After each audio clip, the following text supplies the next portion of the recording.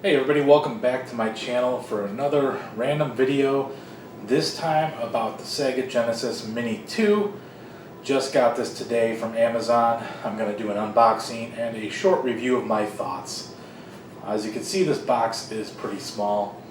I did bring out my box from the Mini 1, so as a comparison to kind of show you the difference there, I just show you the size. It's much smaller. As you can see here on the back of the box is listed all the games with pictures of, I don't know if this is all of them pictured, I don't believe so, but it does include Sega Genesis games, Sega CD games, as well as a few bonus games, which I believe might be even arcade. Not 100% sure. The box is pretty nice. Good replica, I believe, of the Sega Genesis 2, which I myself did not have in the past. However, I did have one recently that I never used, so I gave it to a friend. I always had the original Genesis, and still do have one of them right now. But pretty cool, so let's get to unboxing this. Alright, so here we have the Mini 2. Gonna unbox this and see what we got inside. Pretty much the basics, I would assume. Pretty cool box. We do have here power cable. It is the Mini 2. I forget what this exact cord is called. Same as a lot of Androids, the one right before USB-C. Fortunately, it's not USB-C. Comes with an HDMI cable as well. So both of those I may not need because I have those. It is wrapped pretty well, and the actual controller appears to be even bigger. Inside here, not going to open this. It does come with the power brick for the USB power. That's just an extra power brick for me because I do have plenty of them. Let's take a look at the controller first. It is the 6-button controller, as opposed to the last one came with the 3-button. The 6-button one here, I don't remember because I don't have an original 6-button. If this is smaller, it feels much. It's definitely smaller than the original 3-button, but I don't remember if the 6-button from Sega originally was smaller or not. There is a button up here that says mode. I'm assuming that's specific to this device, to go back to the menu maybe. And it is a USB connection. So pretty cool controller. And then here we should have the console, which is very small. So pretty cool. All black. This one says Genesis. I've seen a lot of people recently getting the Mega Drive Mini 2, which is the overseas version. This is the US version. So has a clicky button, has a reset button, cartridge slot, even for a fake Sega CD, which the Sega Genesis 2 had a side loading CD versus the original had the one that goes underneath. So pretty cool. Very cool. Alright, so I do have my original Sega Genesis Mini here, just to show a size comparison. You can see it is smaller by what looks like a decent amount. Definitely the thickness, the original one's a little taller, but you probably got an 1.5 inch difference in size.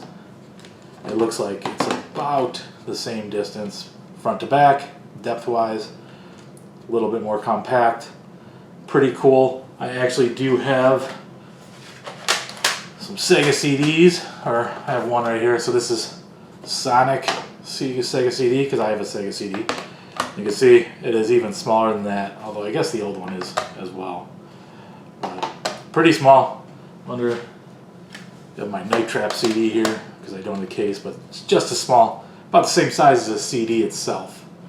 So I'm going to go ahead and plug this in, and we'll go through the menus and just probably boot up a game or two. Not going to play through anything right now, but just to get my initial thoughts.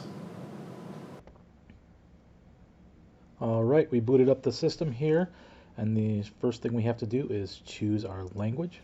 So I'll choose English, and then we'll let it boot up. And here we go, we got the list of games. So very cool games on here. Gonna check that out, but let's check out some settings first, just to kind of see what options we have.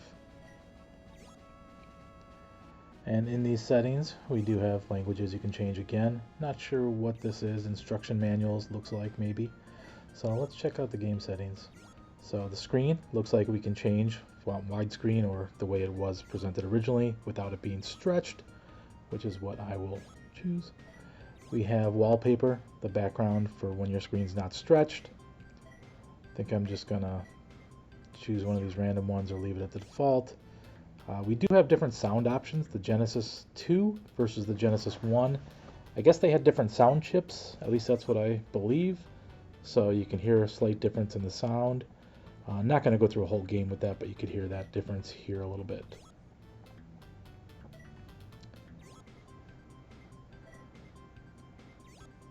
Then let's see what else we have here.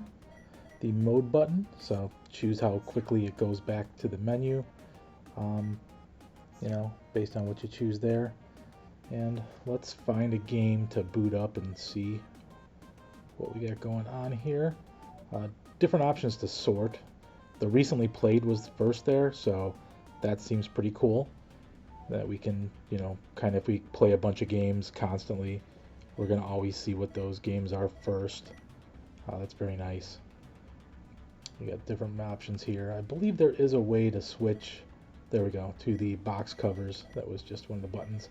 It's kind of the spine view, so if you had them all up on a shelf or two, it's kind of the view you would get. So, let's see. What game should we try?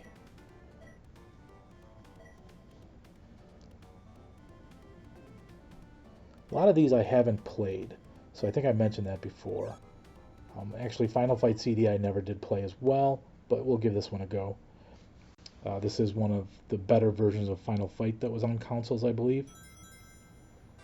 It had all three characters. And I do have my original Sega Genesis Mini plugged in directly as well to see if that controller will work.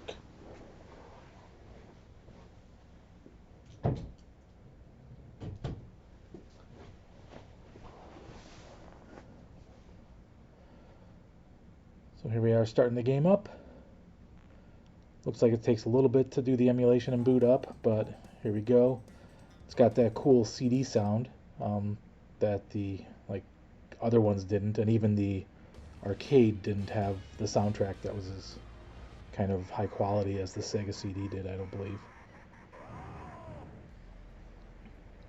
But pretty cool graphics. Looks very similar to the arcade, which I think around this time of the Sega CD and what the arcade had was getting pretty close. So I'm going to press start here on the player 2 controller and see if I can select my character, and I can. So the older Sega Genesis Mini controller does work in here. That's the 3 button, which will work for a lot of these games. So some of the games it will not, but a lot of these games 3 buttons is fine. I don't have a third-party controller to try, but that might work as well. There's that mode button, does bring us into the save states, start the game over, go back to the menu. So let's just kind of quickly jump into a few games here. Nothing extensive, just kind of see. Kind of looking for Fantasy Star. Fantasy Star was the Sega role-playing series, and Fantasy Star 2 I had on the Genesis. I played it like crazy, so let me see if I can find it here. I believe it's here. There it is. Let's give that one a try. I'm not even going to play it. Oh, that's kind of cool. It does have some options. So it looks like some of these games I might have added some options to it. There was no easy mode on the original. And that sound, that music is really cool. So just kind of gets you. This game was incredible when I played it first. Still a classic in my mind. Very expensive now. I wouldn't say, it's not thousands or anything, but, to get one in the case with the huge instruction manual and everything, it's well over $100, I believe. So this is going to be a cool way for me to play it. I never did beat the game. I made it all the way to the final boss and never beat the final boss. So maybe I'll try now that I have this and I'm able to play it without having to buy the game for a decent amount of cash. Shadow Dancer. I did have this game when I was a kid on the original Genesis. This was, I don't know if this was Shinobi 2 or Shinobi 3. I think it was Shinobi 2. I think actually Shinobi 3 might be on the other one. I can't remember. But this one is a very cool game in my mind as well. Just very fun to play. It was difficult, but definitely gave you a lot more than the original Shinobi did in terms of, movement, and was a little more forgiving than the original one. Although I think you still do die with one hit. Can't remember, but we'll find out here in a second. And of course, I can't remember what the buttons do, so of course I hit the magic. Oh, there's jump. And yes, one hit and I'm dead. So, not as much forgiving as I remember, but let's check out maybe one more game here just to kind of see. But so far, I think this is a very cool addition to the mini systems. I do have all of them with the exception of the TurboGrafx Mini, which I heard was very good. That one got crazy expensive too. Sonic CD, very cool. It gives you the other option of the UK version, so the overseas version and the US version. I guess if you're overseas, for me, then the US is overseas to you. So depends how you look at it.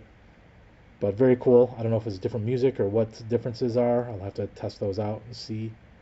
But Sonic is always a classic. And Sonic CD was and is still a classic. That's available on iOS and the phones and stuff too. But to me, playing these games on your phone is just not worth it. Even though you do have them. I think even Phantasy Star 2 was available on phones if you want to sit and play them. I guess maybe if you're on a flight or something, but I always liked having a TV. Be interesting to see these, on a 65-inch TV versus my at biggest. I had a 27-inch when I was playing these, maybe when I was a little older. But yeah, it'd be cool to play them on a nice big HDMI connected high-def TV, even though these are not high-def games or anything. But still very cool. Got to get used to these controllers a bit. I'm used to the newer PlayStation controllers, so it takes a little bit getting used to some of these retro controllers still if you don't play retro a lot, which I've been playing a lot of new games recently. So very cool. Maybe just boot up one more here just for nostalgia's sake.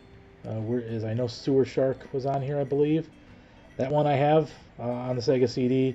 It's one of those really stupid live action kind of ones like Night Trap. I think the same company made it. It was horrible video because it was so low quality, but still just cool to see. So yeah, and it's on here as well. So got to try some of these out for nostalgia, even if they're not that great of a game. But yeah, great system, very cool. Let's go to some of my final thoughts.